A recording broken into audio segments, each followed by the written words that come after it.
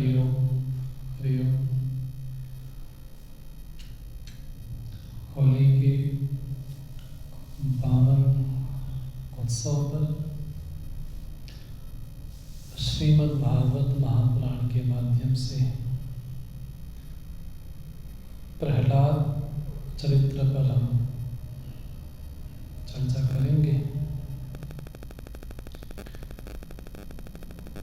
मंगलाचरण के माध्यम से आज के सत्र में प्रवेश करें।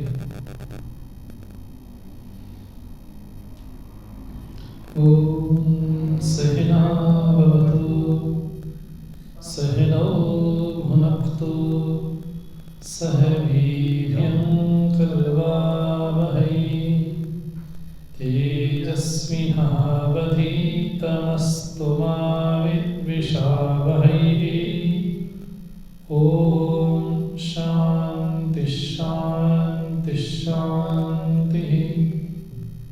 समस्त जन कल्याणे निरतं करुणामयं नमामि चिन्मयं देवं सद्गुरुं ब्रह्मविद्वरं सदाशिवसमारम्भां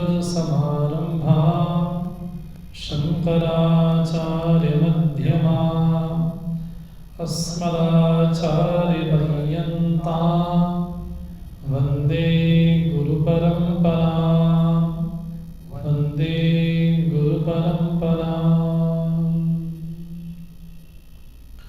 कृष्णाष्टकम स्तोत्र के द्वारा प्रवेश करते हैं। भजे व्रजैकमण्डनं समस्तपापखण्डनं स्वभक्तचेतरञ्जनं सदैव नन्दनन्दनं सुपेच्छवच्चमस्तकं सोनादवेणुहस्तकम् अनङ्गरङ्गसागरं नमामि कृष्णनागरं मनोजगर्वमोचनं विशाललोललोचनं विधूतगोपशोचनं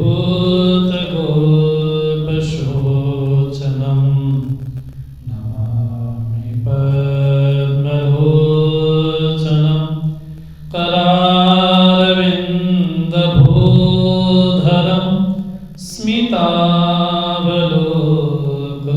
स्मितावलोकसुन्दरं महेन्द्रमानदारणं नमामि कृष्णवारणं कदम्बसूर्णकुण्डलं सुचारुगण्डमण्डलं व्रजाङ्गनैकवल्लभं नमामि कृष्णदुर्लभं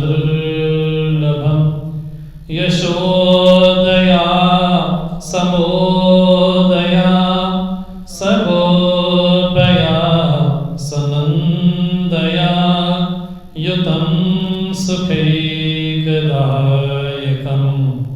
नमामि गोपनायकं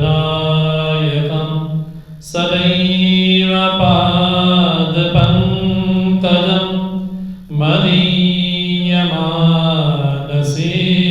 निजं दधानमुक्तमालकं नमामि नन्दबालकं समस्तदोषशोषणं समस्तलोकपोषणं समस्तगोपमानसं नमामि नन्दलालसं भोभरावतारकं भवाब्धिकर्णधारकं यशोमती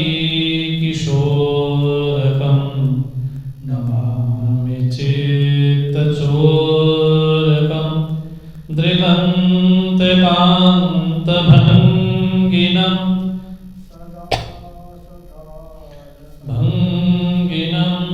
दिने दिने नवं नवं नमामि नन्दसम्भवं गुणाकरं सुखाकरं कृपाकरं कृपावरं सुरद्विषन्निकन्दनम्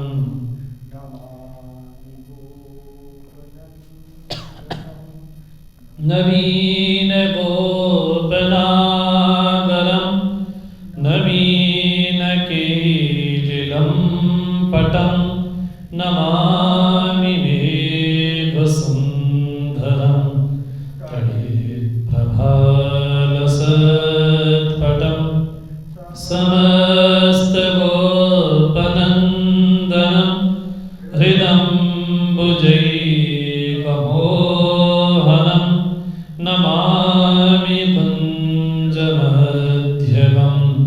प्रसन्नभानुशोभनं निकामकामदायकं दृगन्तचारुसायकं रसालवेणुगायकं नमामि कुञ्जनायकं विदग्धगोपिकामनो मनोज्ञतल्पशायिनं नमामि कुञ्जकानने प्रवृद्धवह्निपायिनं यदा तदा यथा तथा तथैव कृष्णसत्कथा मया सदैव गीयतां तथा कृपा विधीयतां प्रमाणिकाष्टकद्वयं जपत्यधीत्य पुमान् भवेत् स नन्दनन्दने भवे भवे सुभक्तिमान् भवे भवे सुभक्तिमान् भवे भवे सुभक्तिमान्। श्री कृष्णचंद्र भगवान की जय।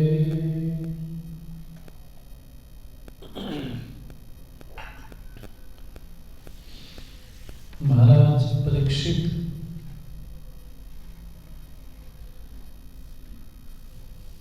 सुखदेव मुनि से पूछते हैं कि यदि भगवान का स्वभाव सम है, समता है, प्रियता है, भगवान के चित्त में राग द्वेष नहीं, अपना पराया का भाव नहीं है, उसके बाद भी भगवान देवताओं का पक्ष लेते हैं और दैत्यों का पक्ष नहीं लेते, ये मेरे मन में बड़ा संशय है। उसके उत्तर में सुखदेव मुनि कहते हैं कि आपने बड़ा सर्वोत्तम प्रश्न किया है। इस प्रश्न के द्वारा भागवत की चर्चा होगी और माया की दृष्टि में जगत की सिद्धि है। ब्रह्म रूप में वहां ना जीवत्व है ना जगत है। जब उसके दृष्टि में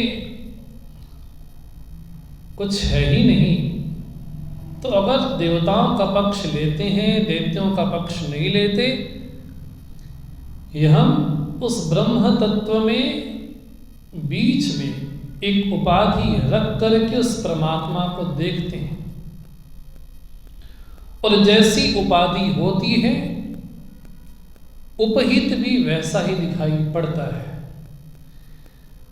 तो वेदांतिक भाषा में कहें, ये उपलब्धा की उपलब्धि है कि ब्रह्म उसको स्वीकार दिखाई पड़ता है। ये उपलब्धा की उपलब्धि है कि परब्रह्म परमात्मा किसी का पक्ष लेता दिखाई पड़ता है, ये इसकी उपलब्धि है। लेकिन जब भक्ति की दृष्टि से बात करते हैं तो भगवान कहीं ना कहीं भक्त का पक्ष भी लेते हैं, और ले भी क्यों ना, क्योंकि भक्त ने अपने जीवन को समर्पित किया है। जहां दैत्य अपने आप को पुरुषार्थवादी मानते हैं, वहीं भक्त अपने आप को समर्पित मानते हैं। जहां दैत्यों को लगता है कि अपने पुरुषार्थ के बल से हम इंद्र पद भी प्राप्त कर सकते हैं, वही भक्त को लगता है कि प्रभु मेरी जीवन की नैया तो आपके सहारे है। इसलिए भगवान भक्ति की दृष्टि में कहें तो कहीं ना कहीं भगवान पक्ष लेते हैं, लेकिन ये भी उपाधि की बात ही है। इसलिए जैसी उपाधि होगी वैसा परमात्मा हमको दिखाई पड़ेगा। स्फटिक के सामने अगर रक्त पुष्प, लाल पुष्प रखा जाए तो स्फटिक भी फिर वैसा ही दिखाई पड़ता है। उसी तरह से सुखदेव मुनि कहते हैं, परीक्षित, परमात्मा अपने आप में निर्विकार है, लेकिन जिस उपाधि की दृष्टि से देखा जाए परमात्मा वैसा दिखाई पड़ते हैं। और जो तुमने प्रश्न किया है तो मुझे स्मरण आता है कि तुम्हारे ही कुल में युधिष्ठिर ने यही प्रश्न नारद जी के समक्ष किया था। जब शिशुपाल भगवान को कठोर कठोर शब्द कह रहा था और 100 पार करते ही सुदर्शन चक्र जब चला तो युधिष्ठिर महाराज को बड़ा एक आश्चर्य लगा उस सभा में कि सबके देखते देखते शिशुपाल दंतवक्त्र का जो तेज पुंज है वो भगवान में जाकर के समा जाता है। उस सभा में नारद जी उपस्थित हैं। युधिष्ठिर जी देवर्षि नारद से पूछते हैं कि ये बड़ा आश्चर्य है, इतना महान आश्चर्य है कि जो भगवान को पानी पी पी करके कोसते थे, जो भगवान को पानी पी पी करके कटु शब्द कहते थे, उनकी तो जिह्वा काट देनी चाहिए थी, उनको तो अंधकार में जाना चाहिए था, अंधकूप में जाना चाहिए था। लेकिन ये बड़ा आश्चर्य है कि उनकी ज्योति भगवान में ही समा गई। तो देवर्षि नारद के सामने जब युधिष्ठिर ने कहा तो देवर्षि नारद कहते हैं कि अपना पराया भेद वही होता है जहां देहाभिमान हो। मेरा तुम्हारा भेद वही पैदा होता है जहां माया हो। और जो मायातीत है, जो गुणातीत है, तो वहां पर अपने पराया का भेद ही नहीं है। हम मनुष्यों को लगता है कि ये मेरा है, ये पराया है। जब लक्ष्मण जी ने राम जी से पूछा कि माया क्या है, तो राम जी ने रामचरितमानस में कहा, मैं और मोर तोर तय माया, जही बस कीने जीव निकाया। बोले उसी माया ने सबको बस में कर लिया। लेकिन माया का लक्षण बड़ा प्यारा राम जी ने कहा, मैं अरु मोर तोर तय, बोले मैं और मेरा, तू और तेरा, केवल यही माया का लक्षण राम जी ने कहा। और ब्रह्मसूत्र के शांकर भाष्य में भगवान शंकराचार्य जी ने यही अध्यास का लक्षण किया, अहमेशा ममैते, ये मेरे हैं, मैं उनका हूं। बोले ये यही भाव रखा गया। इसलिए देवर्षि नारद कहते हैं, युधिष्ठिर, औरों के मन में, मनुष्यों के मन में देह को आसक्ति को लेकर के मम पराय का भेद हो सकता है, लेकिन जो अपने आप में निष्क्रिय है, निर्गुण है, निर्विकार है, अजन्मा है, बोले वहां पर तो अपने पराय का भेद हो ही नहीं सकता। इसलिए परमात्मा के साथ हमारा कोई संबंध बने तो बने बस। और कोई प्रेम भाव से उसका भजन करता है तो कोई वैर भाव से उसका भजन करता है। लेकिन देवर्षि नारद बड़ी प्यारी बात कहते हैं कि जो जितने वैर भाव से जपता है, शायद प्रेम वाला उतने भाव से ना भी जपता हो। ये बड़ी आश्चर्य वाली बात कही यथा वैरानुबंधेन मृत्यः तन्मतामिता न तथा भक्ति योगेन इति में निश्चिता मति। ये मेरी निश्चल मति है कि जितना वैर भाव से परमात्मा से संबंध हो सकता है शायद भक्ति से ना हो। ये बड़े आश्चर्य वाली बात देवर्षि नारद ने कही। इसलिए भगवान से कोई संबंध बने तो बने। और भागवत के तीसरे स्कंध में जब कपिलोपाख्यान आता है तो भगवान कपिल मां देवहूति को उपदेश देते हैं कि अर्चादो अर्चयेत तावत, उस अर्चा विग्रह में अर्थात उस प्रतिमा में, उस मूर्ति में तब तक परमात्मा की अर्चना करें जब तक सर्वत्र परमात्मा के दर्शन ना होने लग जाए। ये भगवान कपिल ने उपदेश दिया। और अगर कोई अपने आप को भक्त मानता है और कहता है कि जो मंदिर में रहने वाले केवल वही भगवान है, उसके अलावा और कोई भगवान नहीं, बोले वो राजसी तामसी भक्ति है। राजसी भक्ति यही है कि मैं भगवान के द्वारा यश वैभव चाहता हूं, और तामसी भक्ति ये है कि केवल मूर्ति में ही परमात्मा का दर्शन करते हैं। तो भगवान कपिल कहते हैं उसकी पूजा कैसी है, बोले मानो कि भस्म को ही अग्नि में डाल रहा है, उसकी पूजा तो वैसी ही है।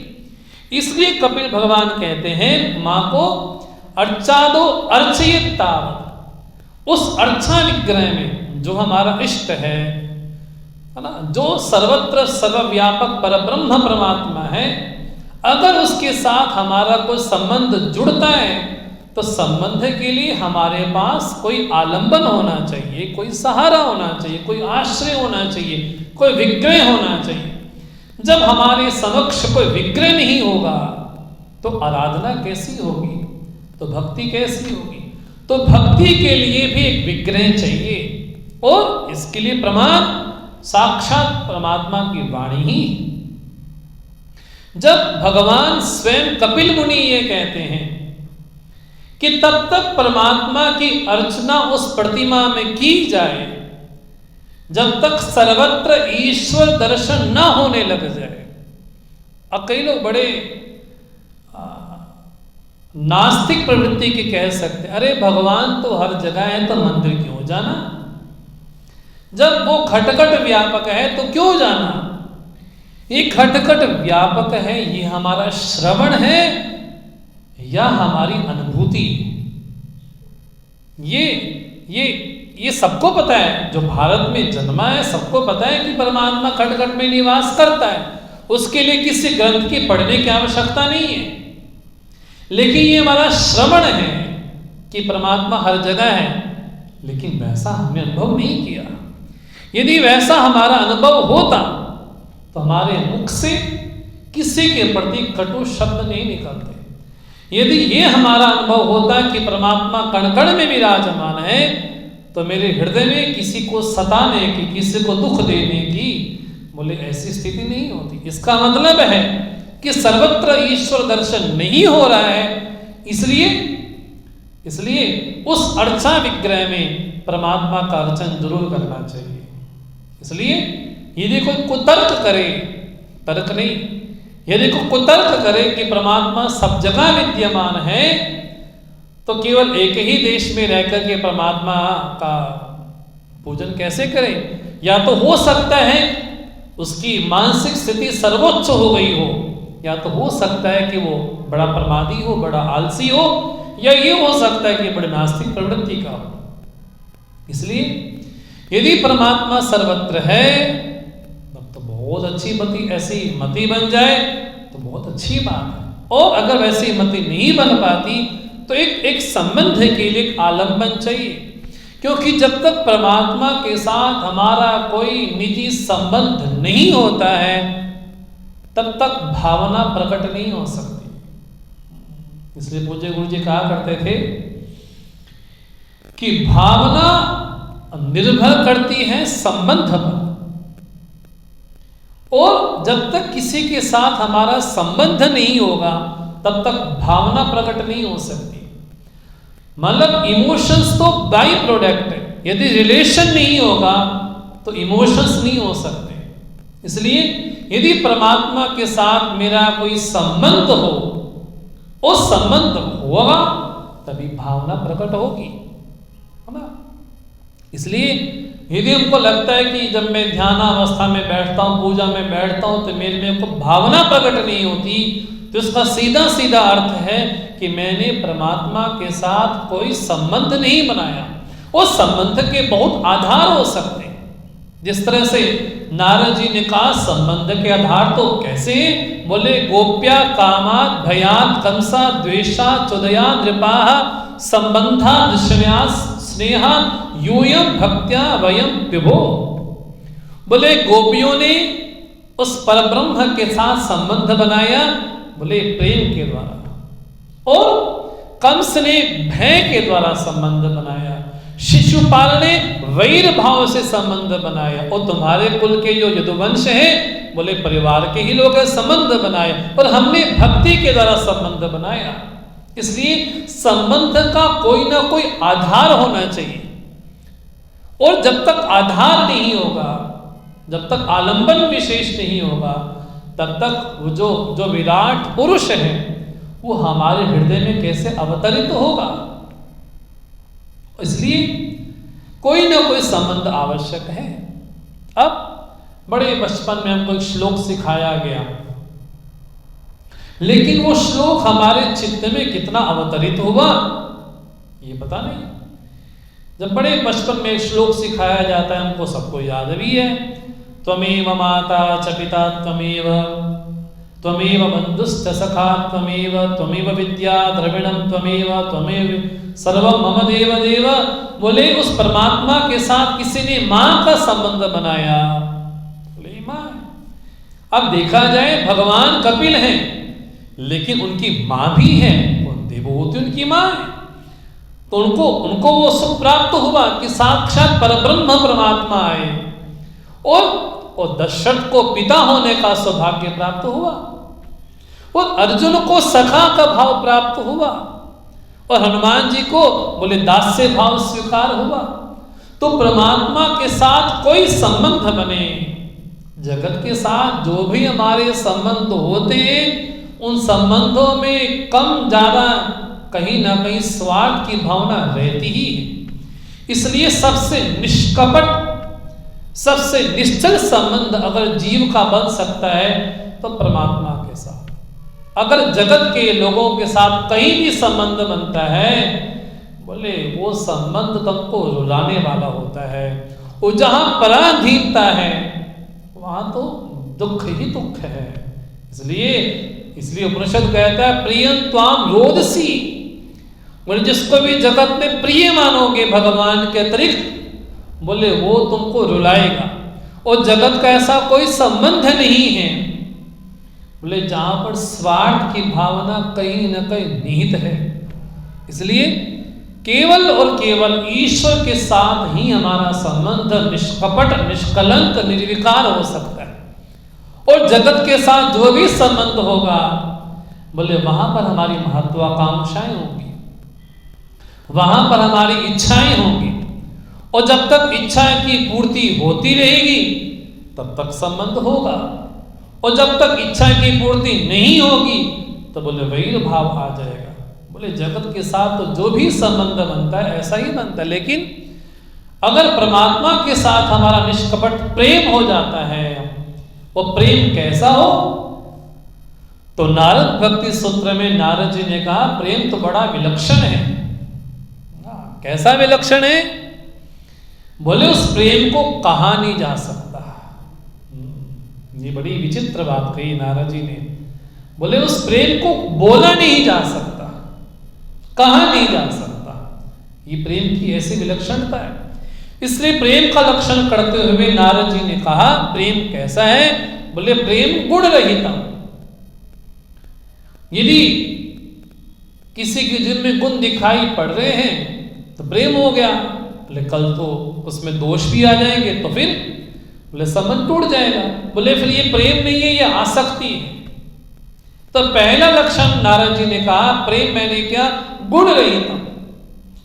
दूसरा लक्षण प्रेम का क्या नारद जी ने, कामना रहितम। बोले प्रेम में कामना नहीं होती, और जहां कामना है वहां प्रेम हो ही नहीं सकता।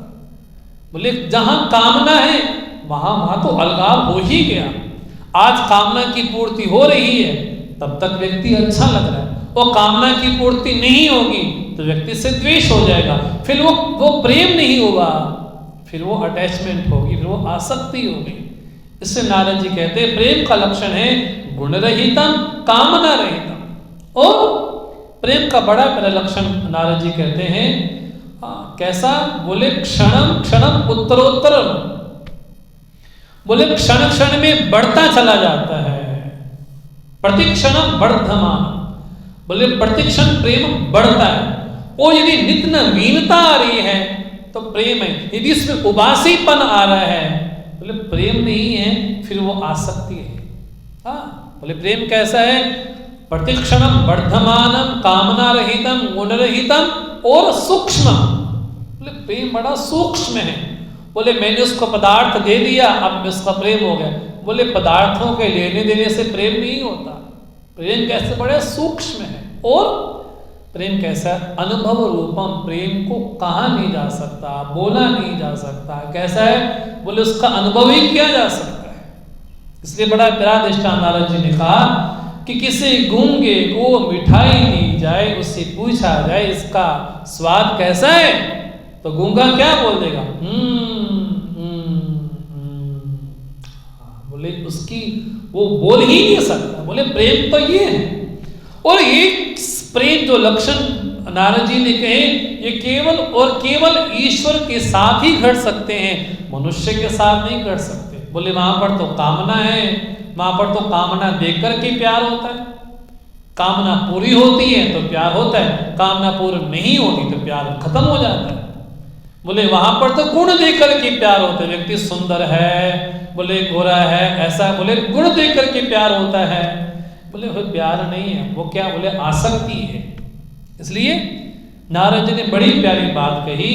बोले भगवान के साथ कोई भी हमारा संबंध बने तो बने, इसे बोलते हैं तस्मात् केनापि उपायेन मनः कृष्णे निवेशयेत्। बोले किसी भी उपाय से अगर हमारा मन हमारे इष्ट के चरणों में लगता है, भले वो जप के द्वारा लगे, भले कीर्तन के द्वारा लगे, भले संकीर्तन के द्वारा लगे, भले माला स्मरण के द्वारा लगे, भले स्वाध्याय के द्वारा लगे, भले तीर्थाटन के द्वारा लगे, बोले किसी भी तरीके से यदि हमारा मन परमात्मा के चरणों में लगता है, उस उपाय का स्वागत करना चाहिए। इसलिए बड़ी प्यारी बात नारद जी ने कही, तस्मात् केनापि उपायेन मनः कृष्णे निवेशयेत्। लेकिन जब उत्तर दिया युधिष्ठिर महाराज पूछते हैं ये कैसे संभव है कि भगवान के पार्षदों को भी शाप मिल गया। वो शाप देने वाले कौन थे, किन्होंने शाप दिया, ये जो बने ये कैसे हुआ, कैसे संभव हुआ। अब बड़ी प्यारी बात, बड़ा सुंदर उल्लेख नारद जी ने किया कि अब कहाँ वैकुंठ की बात आती है यहाँ पर ना। एक समय भगवान अपने शेष बैठे हैं शैया पे विश्राम कर रहे क्षीर सागर में। अब भगवान को लगा कुछ अभी बैठे बैठे बहुत टाइम हो गया है, कुछ कसरत वसत की जाए, कुछ बाहर घूमा जाए, कहीं लीला की जाए। अब जय विजय ने जब सुना कि हमारे प्रभु का मन हो रहा है कि कुछ लीला विशेष की जाए, अब जय विजय को लगता है कि मेरे प्रभु का तो संकल्प सत्य है, उनका संकल्प सत्य ही होना चाहिए। तो लक्ष्मी जी अभी नहीं आई थी, लक्ष्मी जी कहीं गई होंगी। तो जय विजय को तो लग गया कि भगवान के मन में कोई संकल्प उठ रहा है। अब लक्ष्मी जब आती हैं तो जय विजय जो भगवान के पार्षद हैं उनका रास्ता रोक लेते, अब अंदर मत जाओ, अब अंदर जाना मना है आपके लिए। लक्ष्मी जी को लगा रहे हमारा ही घर और हमें ही मना किया जा रहा है, बिल्कुल छोड़ो यहां से, मुझे जाने दो। भगवान के पास गई, ये द्वारपाल है, ये द्वारपाल है, मुझे ही रोक लिया, इनको हटाओ यहां से, इनको हटाओ यहां से, भगाओ यहां से। भगवान बोलते लक्ष्मी जी भी रुकी, यदि आपके कहने पे मैं को हटा दूंगा तो जगत में क्या प्रसिद्धि हो जाएगी। बोले जोरू के गुलाम है कि जो लक्ष्मी जी ने कहा वो करना पड़ेगा। बोले ठीक है करेंगे, कोई ना कोई निमित्त बनाएंगे, तुमने जो कहा वो करेंगे। अब भगवान बड़ी विचित्र लीला करते हैं। अब सनकादि ऋषि तो रहते सत्यलोक में, हाँ वो तो अपने स्वरूप में विद्यमान रहते हैं सनकादि ऋषि। अब भगवान को लगा यदि कोई लीला करनी है तब सनकादि ऋषि वहां पर आते हैं वैकुंठ में, और अंदर जाने जैसे ही जाते हैं बोले जय विजय रही रास्ता रोक लेते हैं। बोले ना ना अंदर नहीं जाना है, भगवान विश्राम कर लें, अभी टाइम नहीं है, बाद आना। तो सनकादि ऋषियों को लगा कि तुम तो भगवान के द्वारपाल कहने योग्य भी नहीं हो, तुम्हारी बड़ी आसुरी प्रवृत्ति है, तुमको तो असुर हो जाना चाहिए, जाओ तुम असुर हो जाओ। लेकिन ये बड़ा आश्चर्य लगता है कि जिस वैकुंठ को कहा जाता है कि जहां पर कोई कुंठा नहीं, जहां पर राग द्वेष नहीं है, ऐसे स्थान पर भी सनकादि ऋषियों को क्रोध आना ये स्वाभाविक नहीं है। क्रोध मैंने क्या होता है, बोले क्रोध का बड़ा सुंदर लक्षण किया गया। कम रुणद्धि इति क्रोधा, कम को बोलते सुख, जो हमारे सुख में अवरोध पैदा करे तब होता है क्रोध। कम का मतलब सुख हो गया, कम रुणद्धि इति क्रोधा, जो हमारे सुख को बाधा डाल दे। अब सनकादि ऋषियों के मन में, अब वो तो सत्यलोक में बैठे हैं, अब भगवान ने कहा कि कोई लीला करनी है तो कुछ ना कुछ तो करना ही पड़ेगा। अब सनकादि जब ध्यानावस्था में बैठे तो भगवान थोड़े समय के लिए ओझल से हुए। ओझल होना भी ये भगवान की लीला ही थी। जब ओझल हुए तो सनकादि ऋषियों को लगा कि नहीं भगवान के दर्शन करने चाहिए, तो वैकुंठ गए। अब वैकुंठ जैसे कहा, वैकुंठ में नहीं जहां पर कुंठा नहीं है। बड़ा सुंदर कठोपनिषद में एक मंत्र आता है, बोले परमात्मा की प्राप्ति किसको हो सकती है, तो कहा दृश्यते त्वग्रया बुद्धया सूक्ष्मया सूक्ष्मदर्शी भी। बोले जिसकी बुद्धि सूक्ष्म है और तीक्ष्ण है, अर्थात कुंठा रहित है, जिसकी बुद्धि कुंठा रहित होगी, तीक्ष्ण होगी, निर्मल होगी, बोले उसी को तो प्राप्ति होगी। किसकी? वैकुंठ की प्राप्ति होगी। हाँ, उस वैकुंठ के द्वारपाल कौन है? बोले जय और विजय। इसको आध्यात्मिक दृष्टि से भी समझना चाहिए। इंद्रियों का वश में हो जाना ये जय है, और मन का वश हो जाना ये विजय है। तो जय और विजय कौन है? बोले भगवान के पार्षद हैं। भगवान तो कहाँ है? बोले वैकुंठ में रहते हैं। अब उस वैकुंठ की प्राप्ति किसको हो सकती है? बोले जिसने इंद्रियों पे और मन पे विजय और जय प्राप्त कर ली है, उसी जय और विजय के द्वारा ही बोले उस वैकुंठ में उस विष्णु की प्राप्ति हो सकती है। लेकिन भगवान को लगा इतनी बड़ी विचित्र बात हो जाएगी कि यदि मेरी प्राप्ति करनी है तो व्यक्ति को इंद्रियों पे और मन पे जय विजय हासिल करनी पड़ेगी, तभी मेरी प्राप्ति होगी। और ये भी भगवान की लीला है। यदि सनकादि ऋषियों के मन में क्रोध आया है, ये उनकी लीला है, और जय विजय ने उनको रोक लिया, बोले ये भी भगवान की लीला ही है। उनके ज्ञान पे पर्दा डल गया, बोले ये भी भगवान की लीला ही है। जब सनकादि ऋषियों ने कहा कि जाके तुम असुर हो जाओ, बोले उससे क्या होगा? बोले भगवान आएंगे। अब ये बड़ा आश्चर्य लगा कि उनके जो भक्त, भगवान के भक्त जो जय विजय हैं, उनको तो 3 बार आना पड़ा, लेकिन भगवान को तो 4 बार आना पड़ा। भगवान बोले मैं तो अपने भक्तों को नरक में भी चला जाएगा, बोले वहां से भी खींच लाऊंगा। ये भगवान की प्रतिज्ञा है। इसलिए भगवान बोलते हैं न मे भक्ता प्रणश्यति। श्रीमद् भगवद गीता में कहा कि मेरे भक्त का कभी नाश नहीं होता। तो जय और विजय भगवान के पार्षद हैं और उनका विनाश कभी नहीं होगा, क्योंकि भक्त है। न मे भक्ता प्रणश्यति।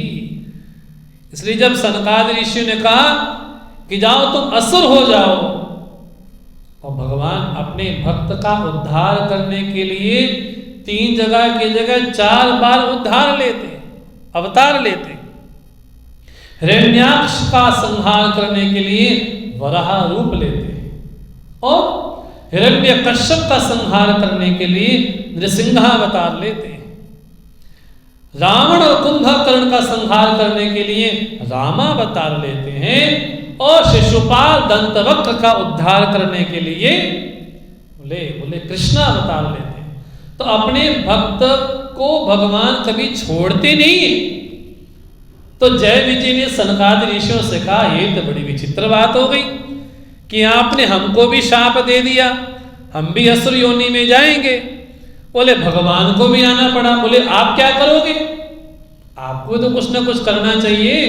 भगवान ने प्रतिज्ञा क्या की है गीता में कि मेरे अवतार का प्रयोजन क्या है?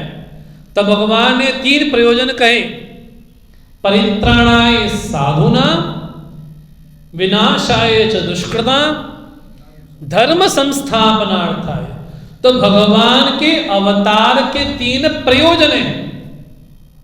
तो जब भी भगवान ने अवतार लिया है, चाहे वो नृसिंह अवतार हो, चाहे वराह अवतार हो, चाहे कच्छप अवतार हो, चाहे धनवंतरी अवतार हो, चाहे मोहिनी अवतार हो, चाहे रामावतार हो, चाहे कृष्णावतार हो, चाहे व्यासावतार हो, चाहे परशुराम जी का अवतार हो।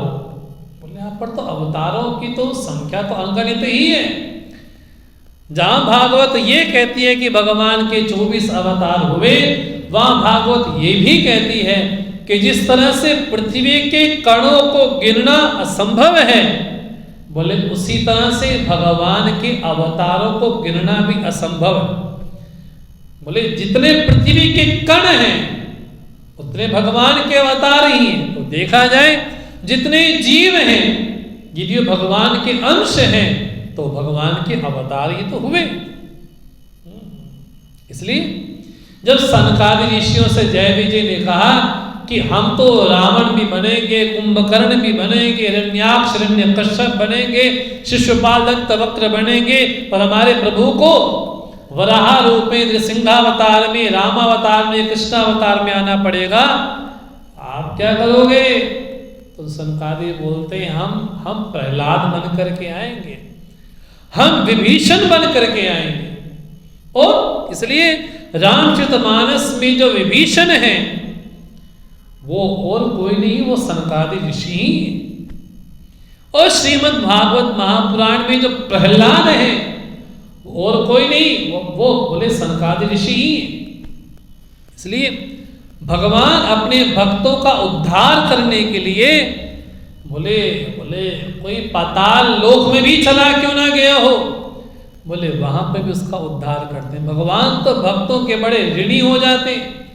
जब बलि ने सर्वस्व अर्पण कर दिया तो भगवान भी उसके द्वारपाल बन जाते हैं। ये भगवान की महिमा है।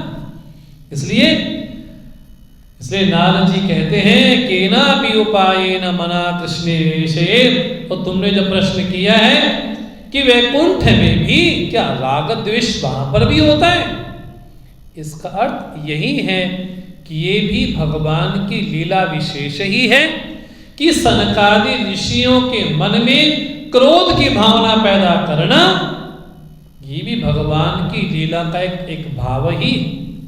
और जय विजय का सनकादि ऋषियों को रोकना, ये भी भगवान की लीला का एक पार्ट ही है। इसलिए भगवान लीला विशेष करना चाहते हैं और लीला करने के लिए ही भगवान ने ऐसा दिव्य विराट लीला भगवान ने की। इसलिए सृष्टि में ऐसा कुछ नहीं है, मतलब सृष्टि में ऐसा कुछ होना असंभव है जहां भगवान की कोई योजना ना हो। इसलिए भगवान की योजना के कारण ही सृष्टि में जो भी कुछ हो रहा है, बोले सृष्टि में कुछ भी एक्सीडेंटल नहीं है। बोले अचानक से भूकंप आ गया, अचानक से सुनामी आ गई, अचानक से बादल फट गया। बोले अचानक से सृष्टि में कुछ नहीं होता। इसलिए भगवान ने गीता में जो भी कहा उसका उत्तर सुनकर के अर्जुन ने एक ही बात कही, स्थाने ऋषिकेश, हे ऋषिकेश, आज जो जहां जैसा भी है, जिसको कर्मफल जहां जैसा भी मिल रहा है, बोले सब ठीक ही, स्थाने स्थाने स्थाने सब ठीक ही है। इसलिए जब नारद जी ने कहा कि हिरण्याक्ष का वध तो हुआ और वराह रूप में भगवान ने हिरण्याक्ष का वध किया, संहार किया, और हिरण्यकश्यप ने प्रहलाद को बड़े कष्ट दिए।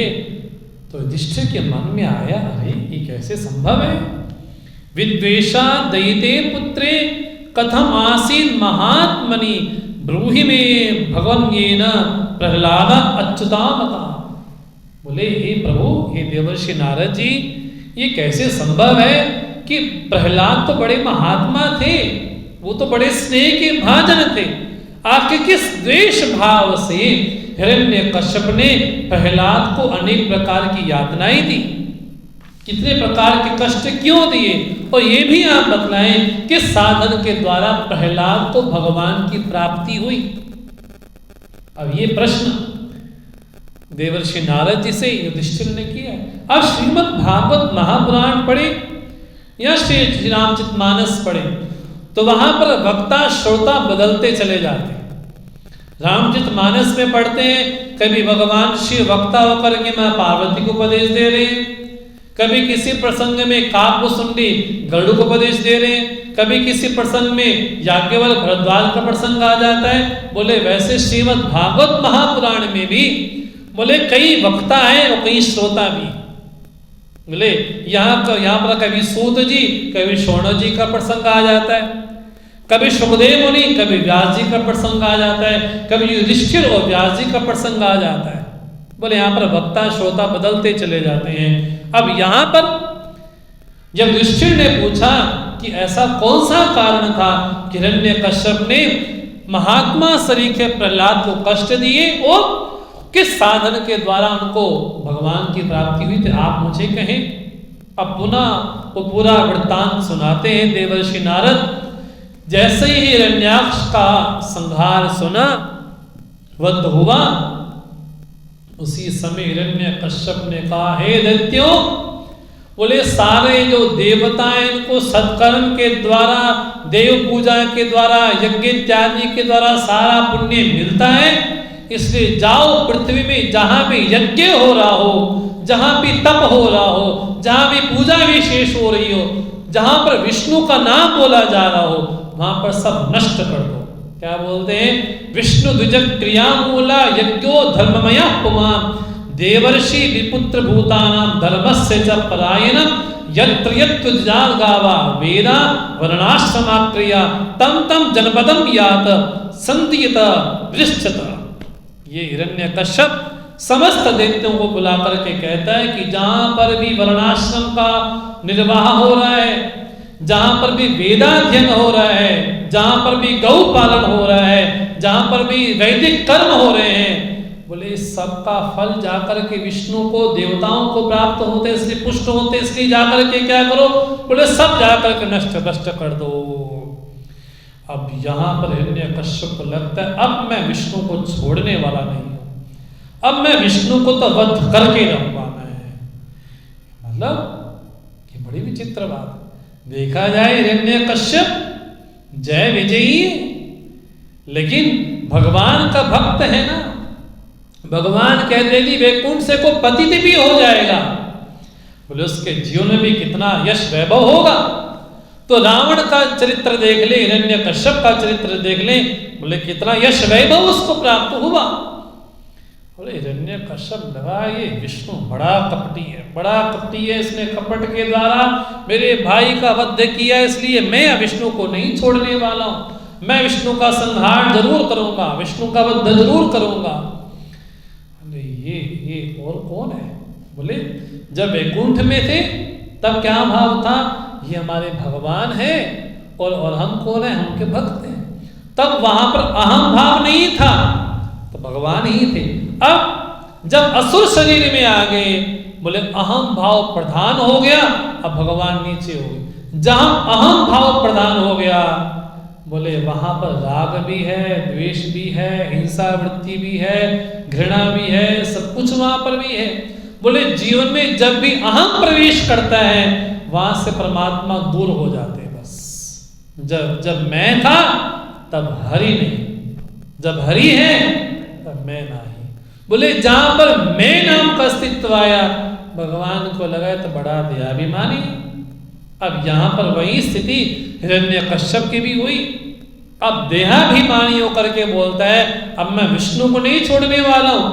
कहां भगवान के पार्षद, लेकिन कहीं मन में आश्रय वृत्ति आ गई, तो आश्रय वृत्ति आने से क्या क्या हो जाता है।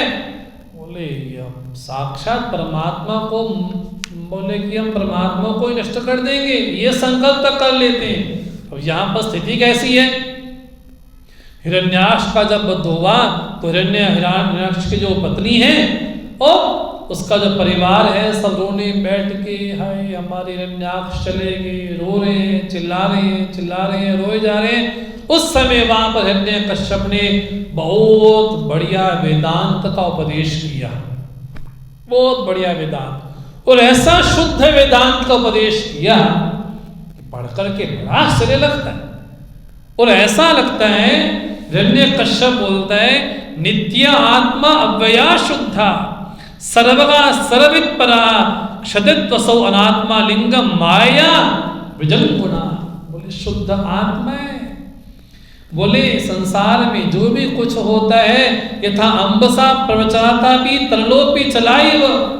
बोले बिंब के हिलने से प्रतिबिंब हिलता है। बोले हमारी आंखों में कोई दोष हो जाए तो व्यक्ति दो दो दिखाई पड़ते हैं। बोले सब माया के कारण दिखाई पड़ते हैं। बोले सृष्टि में संभवस्त विनाशस्त शोकस्त विविधा स्मृता अविवेकस्त चिंता च विविक्ता अस्मृति एव च। बोले जीवन में जन्म मृत्यु अनेक प्रकार के शोक विवेक चिंताएं क्यों होती हैं? बोले अज्ञान के कारण ही होती है। बोले व्यक्ति जब देहासक्ति करता है तो देहासक्ति करते करते करते उसमें मन में राग द्वेष घृणा हो जाती है। लेकिन आत्मा बोले अपने आप में कैसी है? बोले शुद्ध पवित्र है। कितना बढ़िया उपदेश कर रहे हैं यहाँ पर। इसको बोलते हैं आसुर वेदांत है। ये वेदांत कैसा है? बोले भले ही जय विजय है, संस्कार तो यही ना, है ना। और यही बात रावण जब कुंभकर्ण समाप्त हो जाता है, तब यही बात रावण भी अपने लंकापुर वासियों को उपदेश देता है कि कौन जाने वाला, कौन मरने वाला। शरीर तो हमेशा नष्ट होता ही है। शरीर तो विकारों से बना है, आज है कल चला जाएगा, संयोग हुआ है तो वियोग भी होगा। तो वहां पर रावण भी कुंभकर्ण की मृत्यु के बाद लंकापुर वासियों को बहुत बढ़िया वेदांत सुनाता है। और यहाँ पर हिरण्यकश्यप भी बहुत बढ़िया वेदांत सुनाते हैं। इसको बोलते हैं आसुर वेदांत है। मतलब मैं शुद्ध पवित्र हूं, आत्मा हूं, अजन्मा हूं। अरे जब तक अद्वितीयता का ज्ञान नहीं हुआ है, जब तक शुद्ध तत्व का ज्ञान नहीं हुआ है, तब तक वाणी का विलाप और कुछ नहीं है। बस वाचा विगलापणम ही तक, ये वाचा लंबणम विकारा, ये केवल वाणी का विगलाप ही है और कुछ नहीं। इसलिए हिरण्यकश्यप सबको सांत्वना दे रहा है। वो सांत्वना देते देते उदाहरण भी दे रहा है। क्या? बोले किसी जमाने में उसी नगर में एक राजा हुआ का था। वो राजा युद्ध में गया, लड़ते लड़ते लड़ते शहीद हो गया। उसके आसपास उसके जो परिवार के जन थे, सब उसको घेर करके बैठ गए। उसके जो विधवाएं, जो पत्नियां थी, चिल्लाए, तुम तो गए सो गए, बोले हम भी किसी काम के नहीं रहे, तुमको क्यों जाना था, तुम्हारे साथ हमारा संबंध क्यों हुआ था। बड़े रोए, बड़े रोए। तो हिरण्यकश्यप बोलते, उनकी वैसी स्थिति देख करके साक्षात यमराज एक छोटे से नन्हे का रूप लेकर के आते हैं और उनको आकर उपदेश करते हैं। क्या बोलते हैं, यत्र आगता तत्र गतं मनुष्य, बोले जहां से मनुष्य आया है, बोले उसको वहां पर जाना ही है। यदि तुमको लगता है कि हमारा राजा कहाँ गया, बोले तुम्हारे सामने ही लेटा है, उससे बात करो, वही शरीर है, उससे बात क्यों नहीं करते। बोले नहीं, बोले उसके भीतर रहने वाला जो सूक्ष्म शरीर था, उसमें जो प्रतिबिंबन हो रहा था शुद्धात्मा का, बोले अब तो वो चला गया।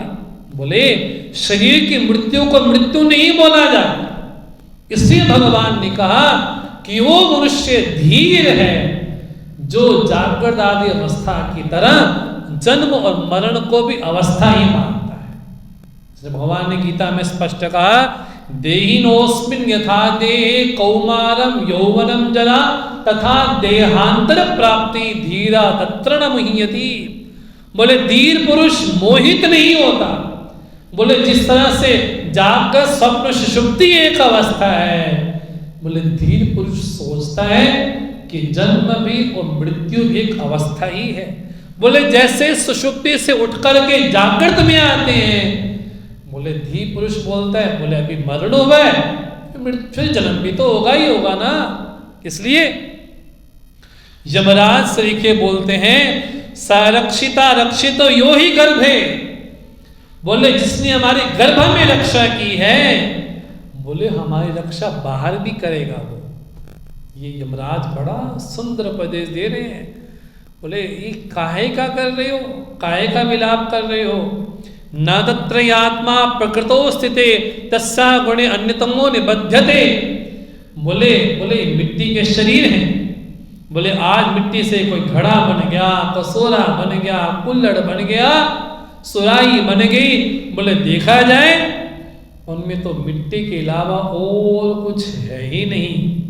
बोले सब मिट्टी मात्र। बोले इसलिए इदम शरीरम पुरुषस्य मोहजम यथा पृथक भौतिकम ईयते गृहम। बोले जिस तरह से मिट्टी के पदार्थ बनते चले जाते हैं, बोले वैसे ही ये शरीर भी मिट्टी से ही बना है, इसमें क्यों विलाप करते हो, क्यों विलाप करते हो। बोले स या श्रोता या अनुक्ते सन दृश्य करहिचित। बोले जो सुनने वाला था, जो बोलने वाला था, अनुभव करने वाला था, अब दिखाई क्यों नहीं पड़ता है। बोले वो तो देहातिरिक्त था, वो तो देह से विलग था। देह से विलग होने के कारण ही बोले वो तो शुद्धात्मा था। इसलिए शोक किसके बारे में करते हो। बोले यहाँ पर बड़ा सुंदर उपदेश बोलते हैं। जमराज कहते हैं भूतेन्द्रिय मनोलिंगा देहा उच्चावचान विभू भजति उत्सृजति अन्य तच्चापि स्वेन तेजसा। बोले मनुष्य अपने स्वकर्मानुसार ही बोले कभी दूसरी योनि में जाता है, कभी किसी योनि में जाता है, कभी किसी योनि में जाता है, कभी किसी योनि में जाता है। बोले कैसा है, बड़ा सुंदर दृष्टांत यहाँ पर यमराज कहते हैं। बोले मानो कि किसी नदी में बाढ़ आ गई और दो लकड़ियां आपस में मिल गई और बड़ी आपस में एक साथ जा रही है। बीच में एक चट्टान आई। बोले वो जो लकड़ियां आपस में मिल रही थी अब वो विलग हो गई। बोले जीव के साथ संबंध ऐसा ही है बस। हाँ, बोले थोड़े समय के लिए मिलते हैं, 30, 40, 60, 70 साल के लिए मिलते हैं, उसके बाद फिर विलग हो जाते, फिर अपने अपने रास्ते चले जाते हैं। हाँ, बोले बड़ा सुंदर उपदेश दिया यहाँ पर यमराज ने। और यमराज एक दृष्टांत और भी देते हैं। बोले किसी जमाने में एक बहेलिया होता था। बोले जाकर के चिड़ियों को पकड़ता था और वहां पर जाल बिछाता था। जब जाल बिछाया गया, एक नर और मादा है, तो मादा को तो बहेलिये ने पकड़ लिया और जब पकड़ लिया तो नर वहाँ पर चिल्ला रहा है, अब तुम्हारे बिना मैं कैसे जीऊँगा, तुम्हारे बिना मेरा क्या होगा, इन बच्चों का क्या होगा, मेरा भरण पोषण कौन करेगा, मेरे साथ कौन रहेगा। बोले इस तरह से बड़ा विलाप कर रहा था। इतने में बहेली ने मौका ढूंढा और उस नर को भी अपने वश में ले लिया। तो यहाँ पर यमराज कहते हैं कि किस लिए शोक करते हो, क्यों शोक करते हो, जिसका संयोग हुआ है उसका वियोग भी होगा। नैनम प्राप्त शौन्त्य पति वर्ष शतेरपि, बोले 100 वर्ष भी यहाँ पर रह जाता, बोले तब भी तुमको यही छाती पीटनी पड़ती, तब भी वियोग होता ही होता। इसलिए शोक नहीं करना चाहिए। अब यहाँ पर हिरण्यकश्यप अपने परिवारजनों को, संबंधी जनों को उपदेश दे रहे हैं। हिरण्यकश्यप बोलते हैं बालम एव प्रबदति सर्वे विस्मित चेतसाः ज्ञातयो मेनिरे सर्वम अनित्यम अयतोचितम्। इसलिए इस अनित्य शरीर के बारे में क्यों रोना धोना, ये तो आने जाने वाली बात है, इसमें रोने वाली कोई बात है ही नहीं। इसलिए उठो यहाँ से, का आत्मा का परा का स्वीया पारक्यवा स्वप्रभिनिवेशेन विना अज्ञानिन देहिना। बोले कौन अपना, कौन परा है, कौन मेरा, कौन दूसरा। बोले जो भेद बुद्धि पैदा हुई है, बोले भेद बुद्धि तो अज्ञान के कारण पैदा हुई। इसलिए अपने मन में जो शोक है उस शोक को यहाँ पर निवार दो। नारद जी कहते हैं हिरण्यकश्यप ने इतना सुंदर वेदांत सुनाया, भले स्वयं पे अप्लाई नहीं किया, लेकिन बहुत बढ़िया वेदांत सुनाया। उस वेदांत को सुनने के बाद उनका जो परिवार था उनको शोक से निवृत्ति हुई। तो यहाँ पर आकर के जब शोक निवृत्ति हुई, अब हिरण्यकश्यप को लगता है कि मुझे तप करना चाहिए। अब तप के उद्देश्य से वो जाते हैं, वन जाते हैं, वो कितना कठोर तप करते हैं इसको हम कल देखेंगे, कल इस पर हम चर्चा करेंगे। वो किस तरह से ब्रह्मा जी ने हिरण्यकश्यप को वरदान दिया, तो कल इस पर हम चर्चा करेंगे। ओम पूर्णमदः